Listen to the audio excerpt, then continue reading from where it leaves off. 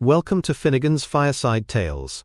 Today we will be reading The Red Shoes by Hans Christian Andersen. Here was once a little girl who was delicately pretty, but who was obliged to walk about with bare feet in summer, for she was poor, and to wear coarse wooden shoes in winter, so that her little insteps were red all over. In the village lived an old shoemaker's wife, who fashioned a little pair of shoes as well as she could out of some old strips of red cloth. They were rather clumsy, but the intention was kind, for they were to give to the little girl, whose name was Karen. She received the red shoes, and put them on, for the first time, on the very day her mother was buried. They were not fit for mourning, it is true, but having no others, she put them on to her bare feet, and followed the pauper's coffin to its last resting place. There happened to pass by a large old-fashioned carriage, in which sat an old lady, who took compassion on the little girl and said to the preacher, "Pray, give me that little girl, and I will adopt her." And Karen fancied that all this was owing to the red shoes, but the old lady thought them abominable and ordered them to be burnt. Karen then was dressed in clean and tidy clothes, and was taught to read and to sew, and people said she was pretty. But the looking-glass said, "You are more than pretty, you are beautiful." The queen once travelled through the land, with her little daughter, who was a princess, and crowds flocked towards the palace, and Karen stood amongst the rest, to see the little princess, who stood at a window, dressed in the finest white clothes. She had neither a train, nor a golden crown, but beautiful red morocco shoes, which, it must be confessed, were a trifle prettier than those the shoemaker's wife had patched together for little Karen. Surely nothing in the world can be compared to red shoes. Karen was now old enough to be confirmed. She had new clothes given her, and she was to have a pair of new shoes likewise. The rich shoemaker of the town took the measure of her little foot in his own house, in a room where a number of glass cases were filled with elegant shoes and shining boots. It was a very pretty sight, but as the old lady could not see very well, she took no pleasure in it. Amongst the shoes was a pair of red ones, just like those the princess wore. How pretty they were, to be sure! The shoemaker said they had been made for a count's child, but had not fitted well. "Are they of polished leather?" asked the old lady. "For they shine so."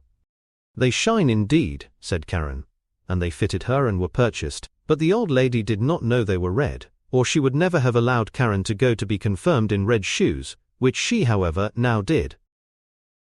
Everybody looked at her feet, and when she stepped across the church to reach the choir, she fancied that even the old pictures over the graves, the portraits of preachers and their wives, with their stiff collars and long black clothes, were fixing their eyes on her red shoes.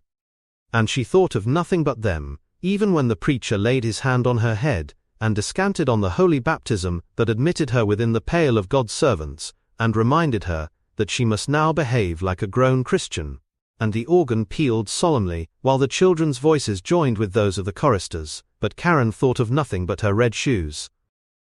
In the afternoon, the old lady heard everybody say that the shoes were red, and she said it was quite shocking, and highly improper, and that in future, Karen must always go to church in black shoes, even though they should be somewhat worn.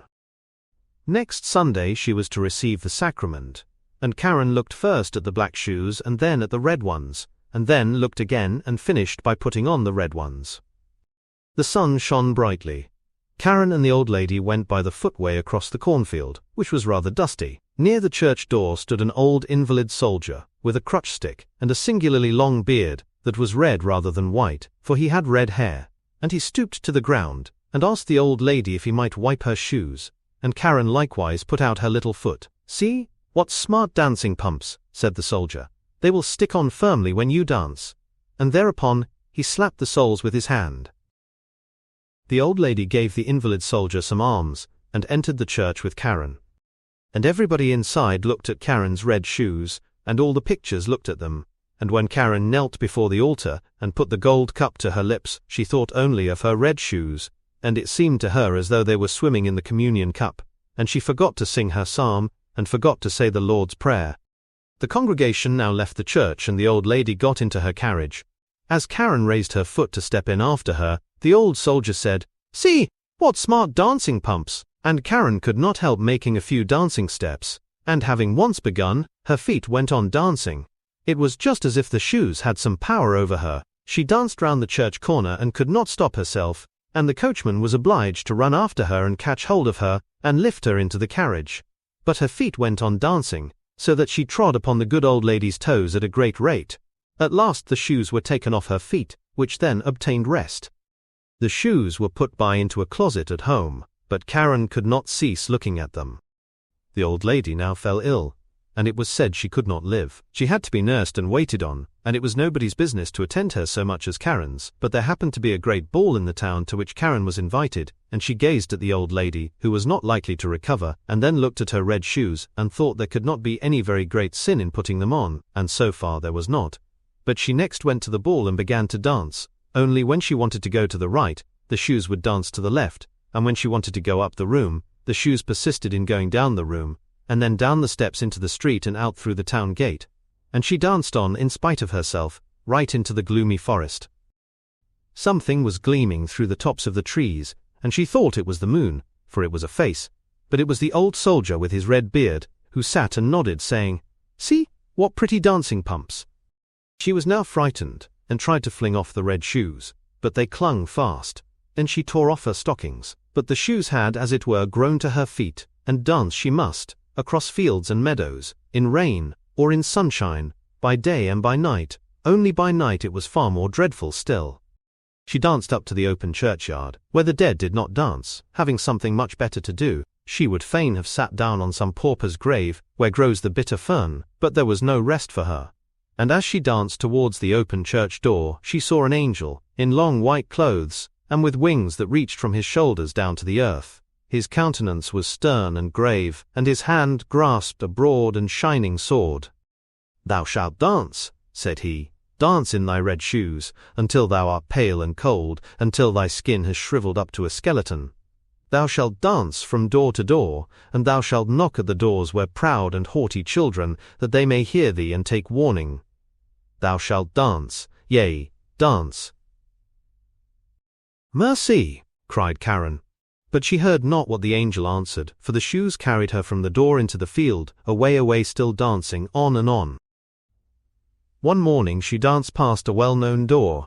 She heard the sounds of a dirge from within, and a coffin decked with flowers was brought forth, and she now knew that her old patroness was dead, and she felt as though she were abandoned by everyone and cursed by God's angel.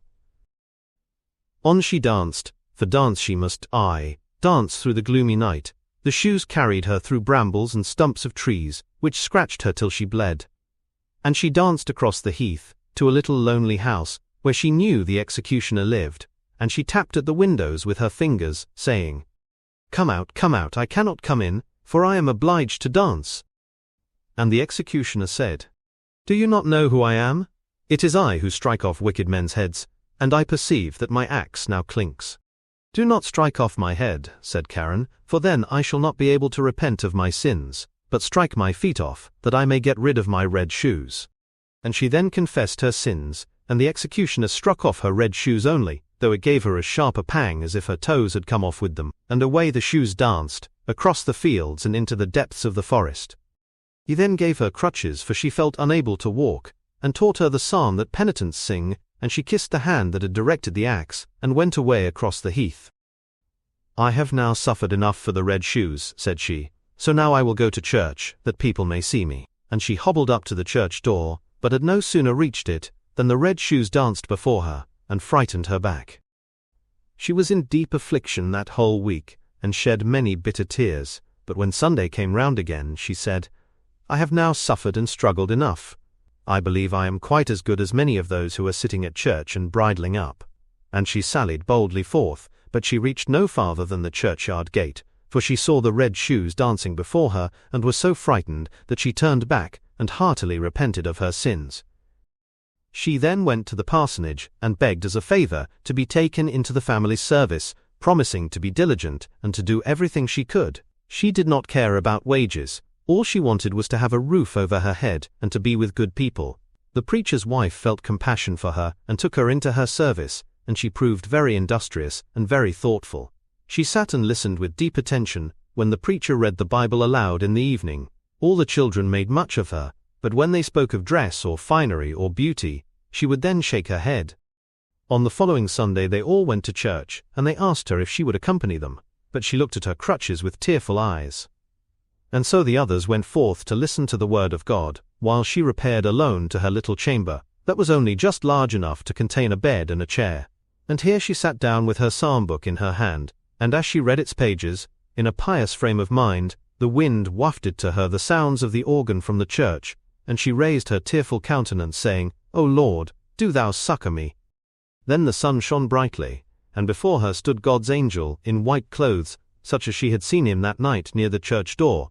Only he no longer bore the sharp sword in his hand, but held a beautiful green branch, all full of roses, and he touched the ceiling with it, and the ceiling forthwith became lofty, and at the spot where he had touched it shone a golden star, and he touched the walls, and they widened, and she could see the organ that was being played upon.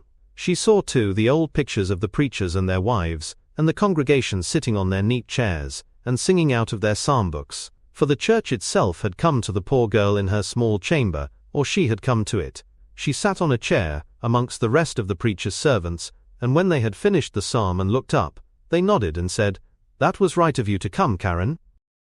"It is by the grace of God," said she. And the organ pealed forth, and the chorus of children's voices sounded most sweet and lovely. The bright sunshine shed its warm rays through the window over the pew where Karen sat, and her heart was so overwhelmed with sunshine, peace and joy, that it broke. And her soul was carried up to God on a sunbeam, and in heaven there was no one who asked about the red shoes.